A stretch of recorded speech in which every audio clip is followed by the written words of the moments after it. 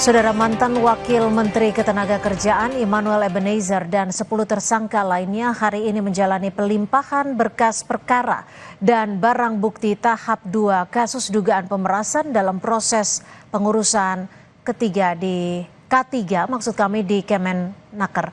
Tampil nyentrik, Noel pun menyatakan siap menghadapi sidang. Ya, terima kasih. Hari ini sudah kawan media semua.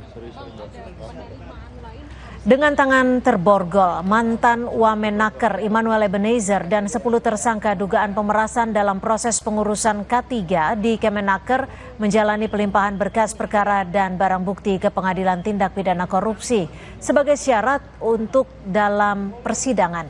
Immanuel Ebenezer yang biasa disapa Noel mengaku siap menjalani persidangan. Hari ini sudah P21, tinggal kita nunggu jadwal sidang. Salam hormat buat kawan-kawan media semua. Bang, ada penerimaan lain di kasus ini dari mana ya? Nggak tahu saya kalau soal itu. Ya, kabelnya. Makasih deh ya semua ya.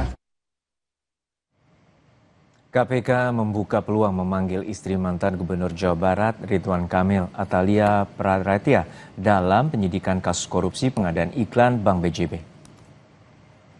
Juru bicara KPK Budi Prasetyo menjelaskan penyidikan kasus tindak terpengaruh dengan proses perceraian RK dan Atalia berkaitan dengan pemisahan harta antara Ridwan Kamil dan Atalia sebagai konsekuensi perceraian. KPK akan memanggil Atalia jika memerlukan konfirmasi atau penjelasan dalam mengusut aliran dana maupun aset yang diduga berkaitan dengan perkara korupsi Bank BJB. Budi menegaskan KPK berpegang pada prinsip follow the money dalam setiap penanganan perkara. Basisnya adalah follow the money.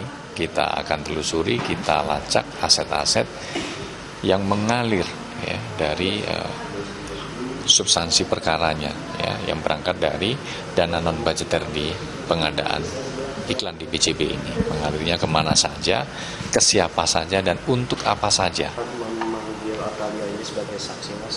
Ya.